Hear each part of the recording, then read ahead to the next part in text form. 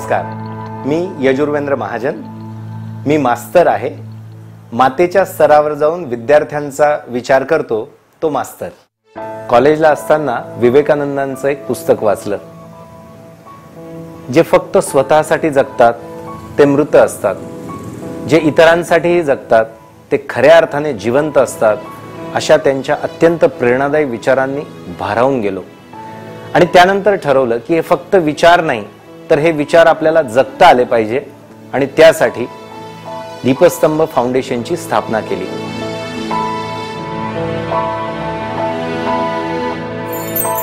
दीपस्तंभची सुरुवात 2005 मध्ये स्पर्धा परीक्षा मार्गदर्शन केंद्रापासून झाली.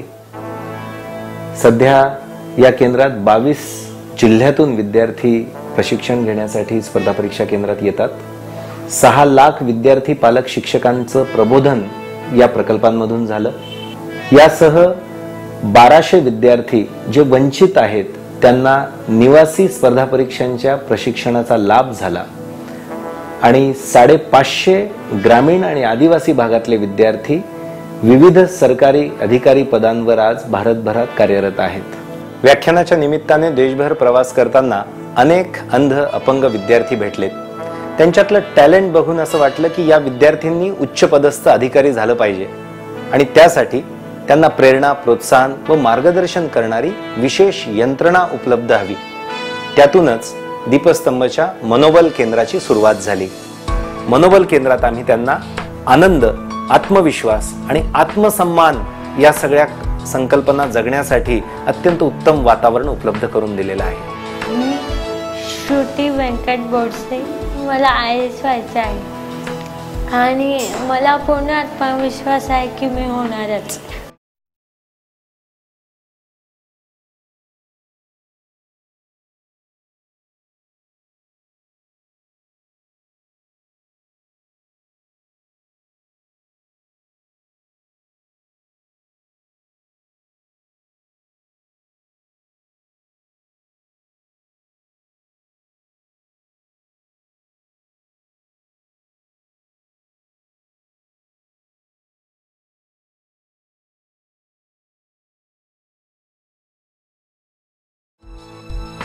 हो अगर हौसला बुलंद तेरा तो हार की क्या बात है. हार जीत अपने हाथ नहीं होती, कोशिश तो तेरे साथ है.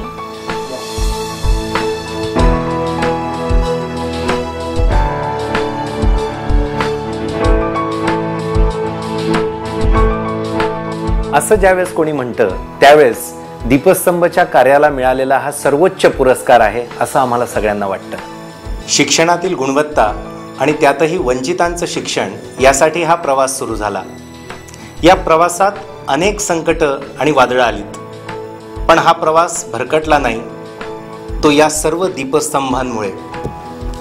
या सर्वांसोबत अजूनही खूप मोठा पल्ला गाठायचा आहे. अनंत आमुची ध्येयासक्ती, अनंत अन आशा, किनारा तुला पामराला, किनारा तुला पामराला.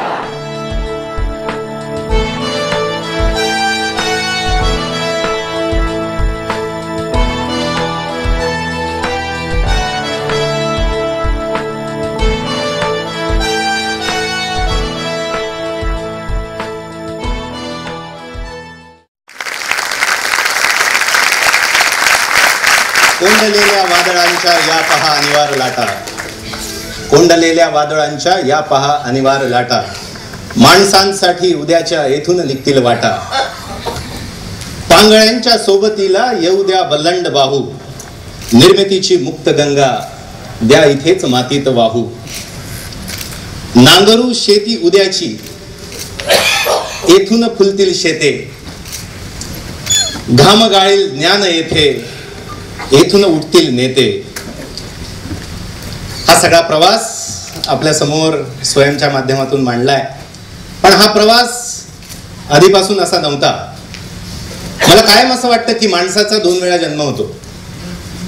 एकदा आईवडिलांच्या पोटी तो जन्म होतो, आणि दुसऱ्यांदा का जगायचं हे जेव्हा समजतं तेव्हा दुसऱ्यांदा जन्म होतो.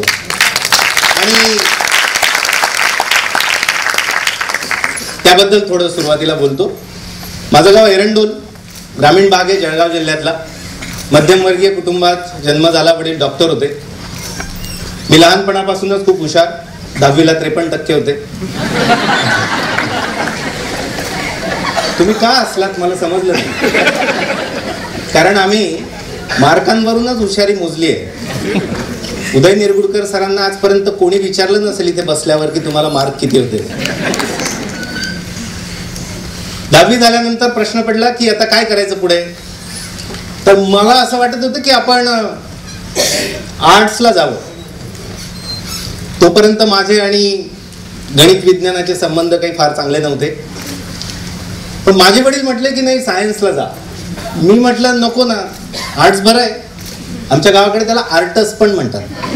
असं व्यवस्थित लिहिलंय ना त्याच्यामध्ये. मग माझे वडील म्हटले निग्रहाने नाही सायन्स घ्यावंच लागेल. आणि मी सायन्स घेतलं. त्यावेळेस माझ्या मनात विचार असा आला होता की कदाचित डॉक्टरांच्या मुलांना कंपल्सरी असेल. आणि मी सायन्स घेतलं. फार काही जमलं नाही. 12वी नंतर पुन्हा आर्ट्स घेतलं.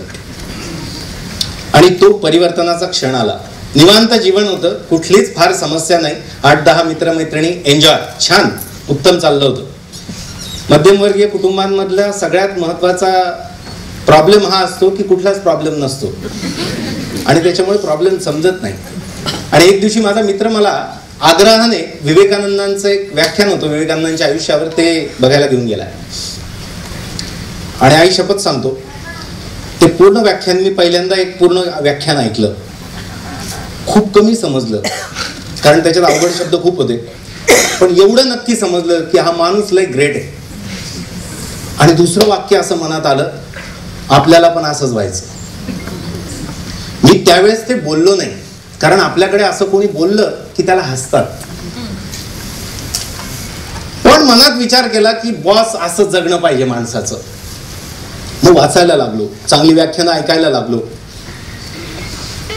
ग्रॅज्युएशन संपलं आणि वडिलांनी पुण्याला विद्यापीठात शिकायला पाठवलं. MA इंग्लिश, लिंग्विस्टिक्स, स्टायलिस्टिक्स मध्ये. आणि ज्ञानप्रबोधिनीला स्पर्धा परीक्षांसाठी मला पाठवलं.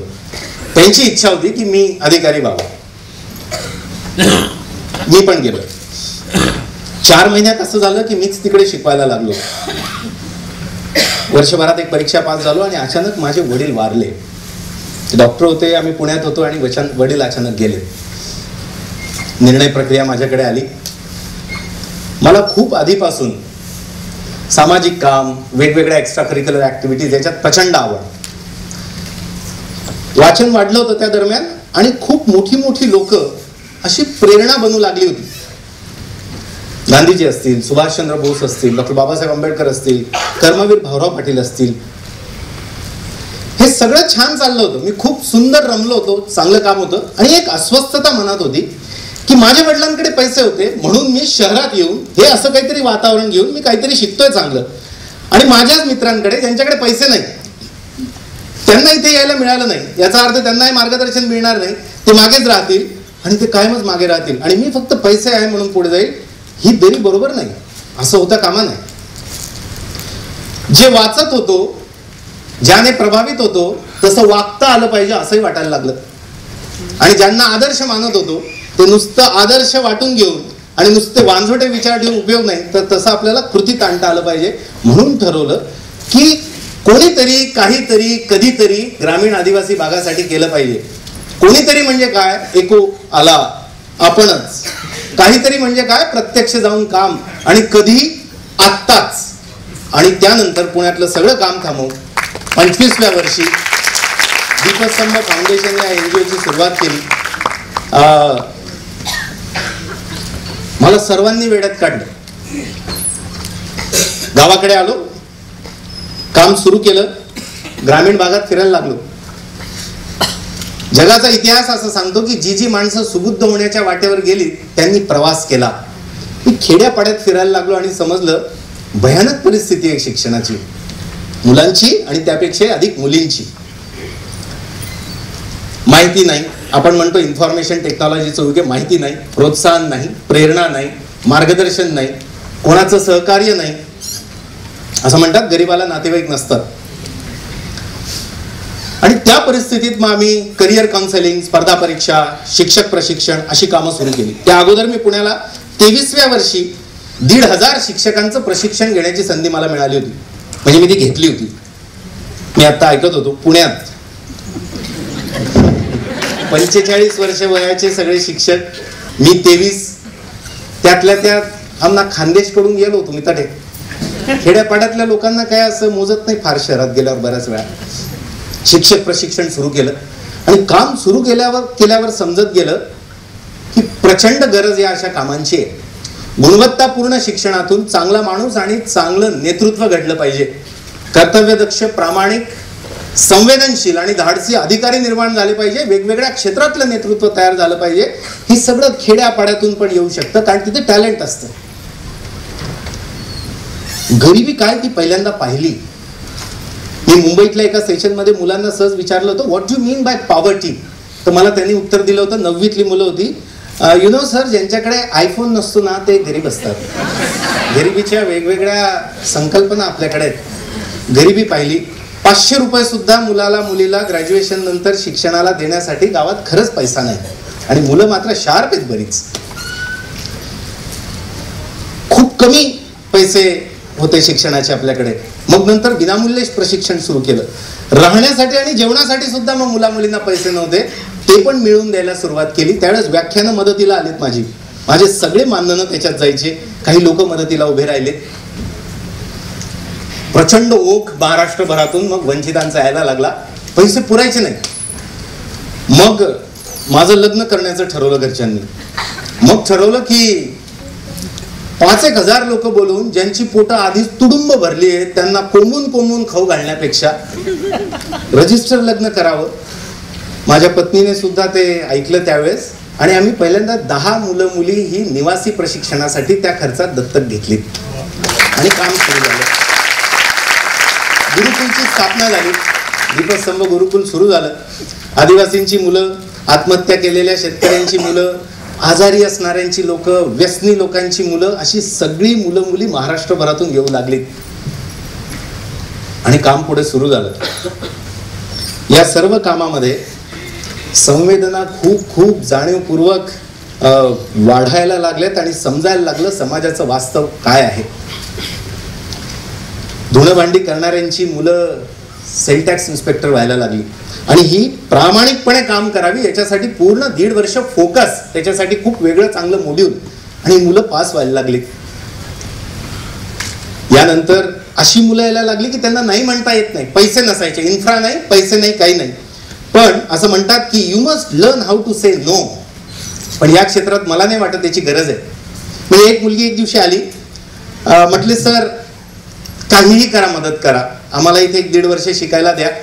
मी म्हटलं बेटा खरंच आता निधीही नाही, जागाही नाही, तू 6 महिन्यानंतर ये, तुला नक्की मदत करणार. ती म्हटली सर प्लीज ऐकून घ्या, खूपच गरज आहे सर. यवतमाळ भागातून आलेली होती. म्हटलं काय झालं बेटा. तिने मला स्टोरी सांगितली तिची. ती म्हटली सर गावाकडे राहते, वडील म्हातारे, बहिणीचं मोठं लग्न झालेलं, त्यात हुंड्याने सगळं घर बसलेलं, 1 एकर कोरडवाहू जमीन, त्याच्यावर पिकत नाही, वडील कपडे शिवतात आणि त्या जमिनीवरून गावातली लोक वावर करायची, त्यांचे रेतूचे ट्रॅक्टर वगैरे. म्हणून आईने 3-4 वेळा त्या लोकांना सांगितलं की गरिबाचं शेत खराब होतं, नका वापरू. तर म्हटले सर 4 महिन्यापूर्वी दुपारी 2 वाजता त्या 4 लोकांनी माझ्या आईला जिवंत जाळून टाकलं आणि पोलीस स्टेशनला असं दाखवलं की मी आत्महत्या केलेली आहे. माझ्या वडिलांना हे समजल्याने असा धक्का बसला की ते काहीच बोलण्याच्या मानसिकतेत अजूनही 3-4 महिने फार नाही. माझा भाऊ 12वीला आहे सर, माझं शेवटचं वर्ष आहे, प्लीज मदत करा सर, खूप मदत होईल, खूप शिकण्याची इच्छा आहे. मला सांगा कोणत्या संवेदनशील माणसाला असं सांगता येईल की कसं आहे ना, बजेट असतं ना, पैशांसमोर हे सगळं टिकत नाही वगैरे, हे फालतू गोष्टी आहेत सगळ्या. आम्ही तात्काळ पैशांची उभारणी केली, काही मदत उभारली, त्या मुली शिकायला लागल्या. एक मुलगी आली, म्हटली आपण कोणीही आलं तर काय विचारतो पहिल्यांदा, तू कुठला आहेस, कुठली आहेस, ठीक. आणि दुसरा प्रश्न असतो आपला, वडील काय करतात. मी विचारलं तिला कुठली आहेस, ती म्हटली कोल्हापूर भागातून आली आहे. म्हटलं बरं शिक्षण काय झालंय, ग्रॅज्युएट झाली. म्हटले बर.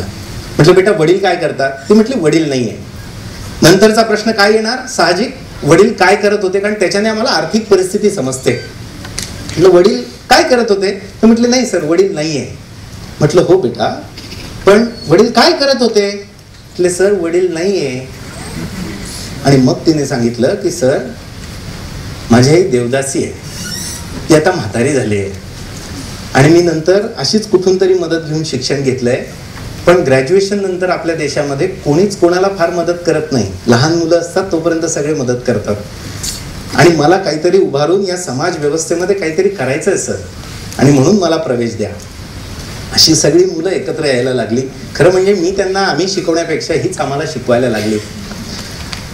गेल्या 12 वर्षात अशी ग्रामीण आदिवासी भागातली वंचित 450हून अधिक विद्यार्थी क्लास 1 क्लास 2 झालेत आणि चांगलं काम, मी टक्केवारी काढली आहे, एक 50-60% ही जी मुलं आहेत ही अप्रतिम दर्जाचं काम करतायत. शिक्षणाच्या इतर सगळ्या प्रभागांमध्ये पण काम, हे सगळं काम करताना व्याख्यानं देत खूप गावागावांमध्ये फिरलो, शहरातही फिरलो. आम्हाला आर्थिक गरज लागली की आम्ही शहरात व्याख्यानांना जातो आणि त्याच्यातून मानधन मिळतं, गावातल्यांना मानधन नसतं. शिक्षणाची खूप मोठी गंमत मला समजली.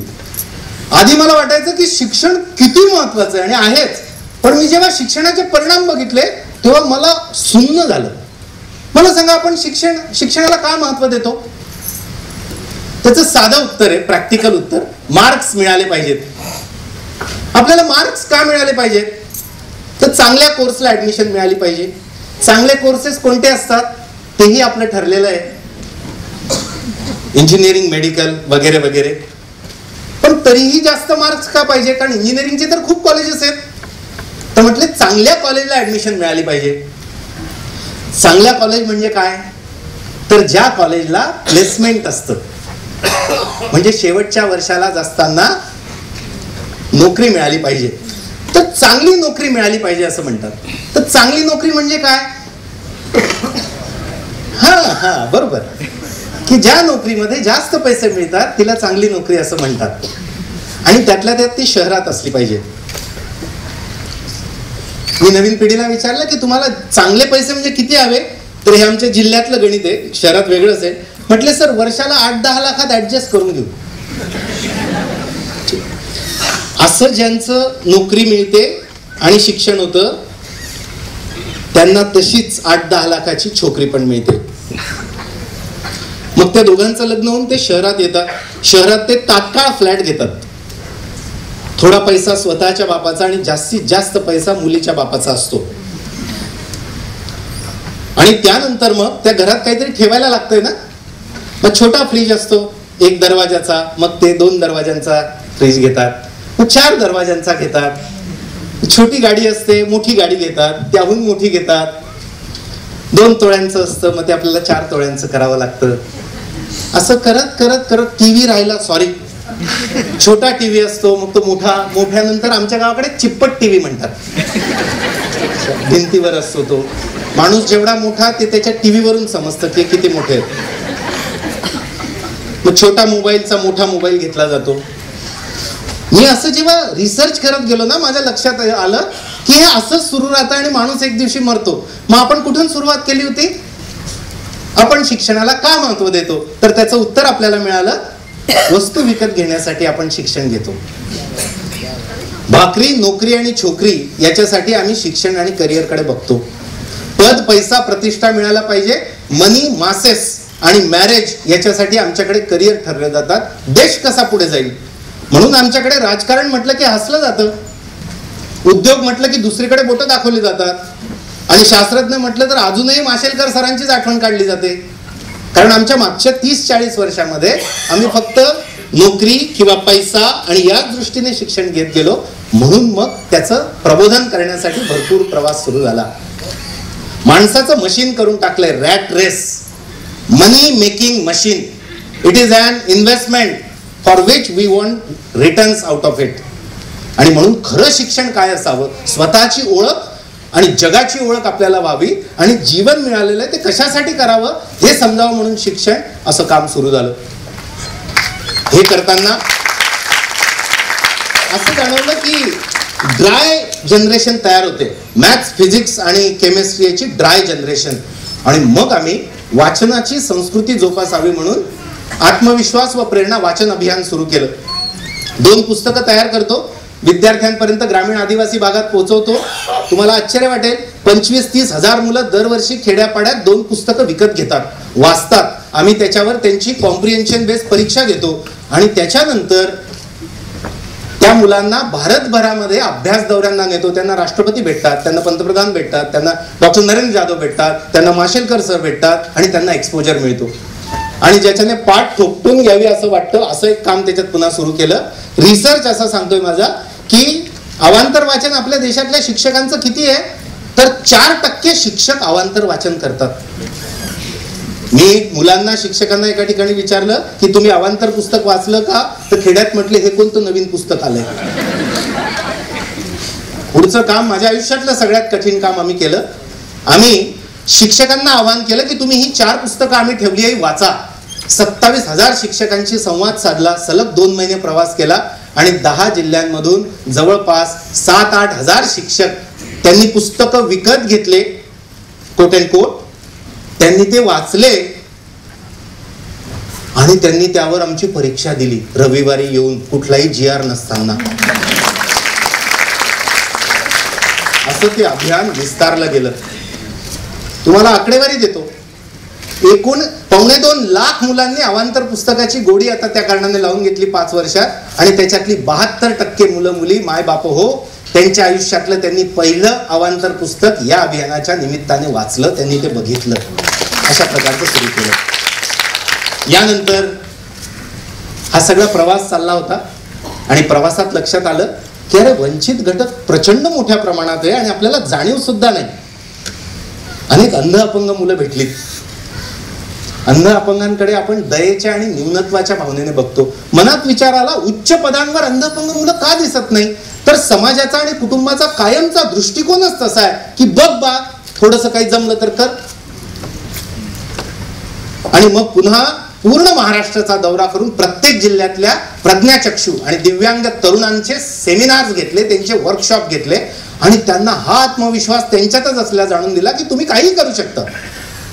मंजिलें उन्हीं को मिलती है जिनके सपनों में जान होती है, पंख से सब कुछ नहीं होता, हौसलों से उड़ान होती है. तो हौसला त्यांच्यात असतो, कारण आपल्याला छोटी पुळी झाली ना तर 10-10 दिवस आपण फ्रस्ट्रेट असतो की याचं काय करायचं. 5-10 हजार कोटीची इंडस्ट्री आहे याच्यावर सगळी. आणि त्या मुलींना डोळे नाहीत, त्या मुलांना हातपाय नाहीत. मलाच आयुष्याचं प्रचंड मोठं सत्य उमगलं. दोन्ही पाय नाही आणि दोन्ही हात नाही असा पांडुरंग मी पाहिला. पांडुरंग कुठे? येस, पांडुरंग आलाय. कसलं जबरदस्त काम. तुम्हाला माहिती आहे पांडुरंग हे असं लिहितो, असं. माझ्यापेक्षा चांगलं अक्षर आहे, माझ्यापेक्षा अधिक स्पीड आहे आणि ग्रॅज्युएशनला माझ्यापेक्षा जास्त मार्क आहे. 75% त्याला. रीना बारेला नावाची मुलगी बघितली. रीनाला 1 हात आणि 1 पाय, म्हणजे आता मला ते करता येणार नाही. रीना अशी चालते, 1 चप्पल एका पायात, एका हातात दुसरी चप्पल. बारेला म्हणजे आदिवासी आहे आणि 12वी नंतरची पोरगी माझ्या डोळ्यात डोळे घालून म्हणते, सर तुम्ही 2च वर्ष घेता, मला 3 वर्ष येऊ द्या तुमच्याकडे, तुम्हाला अडचण नसते, मला माहिती आहे तुमचे बाहेरचे लोक सांगत होते म्हटले, पण मी 3 वर्षानंतर UPSC परीक्षा देणार आहे आणि मी कलेक्टर होणार आहे आणि माझा पगार झाला की तुमचे पैसे देऊन टाकीन.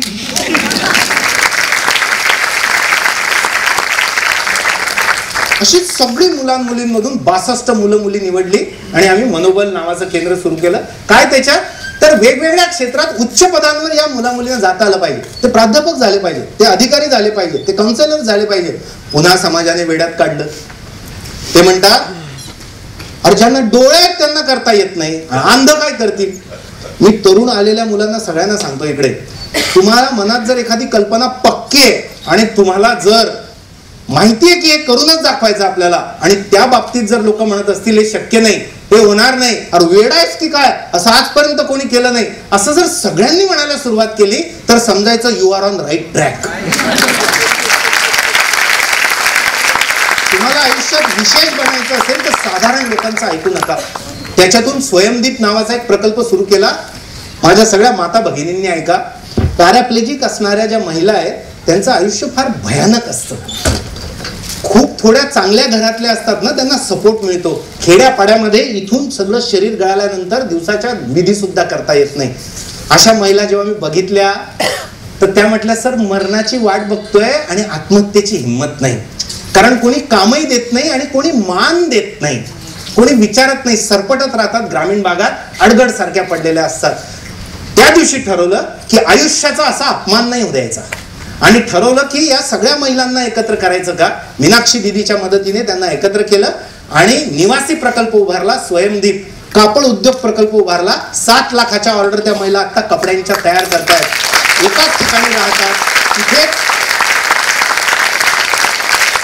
त्यानंतर पुन्हा एकदा कामाला सुरुवात केली आणि एक दिवशी एक मुलगा भेटला आणि मी त्याला सहज म्हटलं, एका वर्कशॉप मध्ये आला, काय बेटा जेवण झालं, आपण दुपारच्या सत्रानंतर येतो ना, काय बेटा जेवण झालं.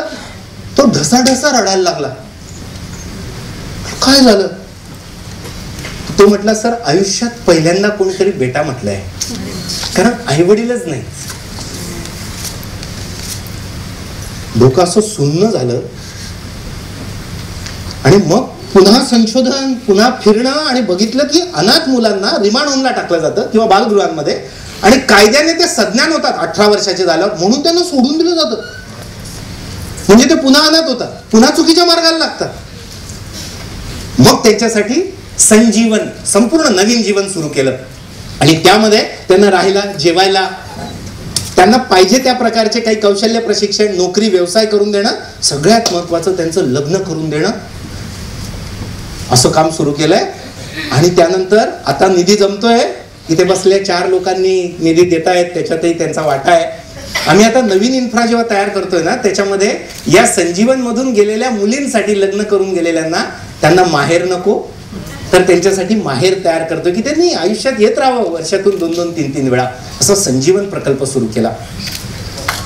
हे सगळ्या प्रकल्पांमध्ये आता 178 मुलं आहेत. मला 11 बिल्डिंग भाड्याने घेतल्या आहेत. काहीच राहत नाही. मी तुम्हाला सांगतो, एकदा जबरदस्त ताकदीने जर ठरवलं ना, काहीच राहत नाही. विवेकानंदांची प्रेरणा अशी होती, मला म्हणून आवडले ते विचार, आपण प्रत्येक जण महान कार्यासाठी जन्माला आलो आहोत. आपल्या प्रत्येकात प्रचंड सामर्थ्य आहे. मनुष्य सेवा हीच ईश्वर सेवा, राष्ट्र देवो भव. आणि जे फक्त स्वतःसाठी जगतात ते मृत असतात आणि जे इतरांसाठी जगतात ते खऱ्या अर्थाने जगतात. असे विचार घेऊन जगण्याचा प्रयत्न केला. फार मोठं काम नाहीये, कारण 1.5 कोटी अंधापंग युवक युवती देशात आहेत. हे फार छोटं काम आहे. हे फार कौतुक वाटतं लोकांना. का वाटतं? कारण इतकंही कोणी करत नाही म्हणून वाटतं. वासरात लंगडी गाय शहाणी. मला सगळे विचारतात, मला अजून पण बरेच लोक वेडे म्हणतात आणि काही खूप चांगले म्हणतात. ते बसले तर ते वेडे याच्याकरता म्हणतात, ते घरीही बोलतात माझ्या की कसं आहे, सेटलमेंट नंतर हे सगळं केलं तर चांगलं असतं ना. मी 25व्या वर्षी सुरू केलं. हे बस सगळे चांगलं काम करतात. माझं भाग्य, मला इतकी चांगली संधी मिळाली की मला ते पूर्ण वेळ करायला मिळतंय. मी असं ठरवलं होतं की आपल्याला गरज तेवढेच पैसे ठेवायचे, कुठलाच साठा करायचा म्हणून हे काम उभं राहिलं. घर विकलं आमचं राहतं, त्याच्यानंतर शेती विकली. माझे वडील गेल्यानंतर आता मी छान भाड्याच्या घरात राहतो, निवांत. आणि भारतातल्या अनेक शहरांमध्ये माझी घरं आहेत. म्हणजे इथे मुंबईत सुद्धा एक 7-8 घरं आहेत मी जिथे केव्हाही जाऊन राहू शकतो. महान त्याग आणि महान अडथळ्यांशिवाय मोठी कामं होत नाही. हे काही फार मोठं काम नाही, पण आपल्याला काहीतरी केल्याशिवाय लोक नाही आपल्या बरोबर येत. आता खूप लोक यायला लागली, मात्र तेवढ्याच ताकदीने अजून संख्या यायला लागली. हे कशासाठी चाललंय? तर हे काही फार सेवा वगैरे नाही. आपण एक प्रार्थना घेतो कायम, भारत माझा देश आहे, सारे भारतीय माझे बांधव आहेत, त्यांच्याशी मला काही घेणं देणं नाही.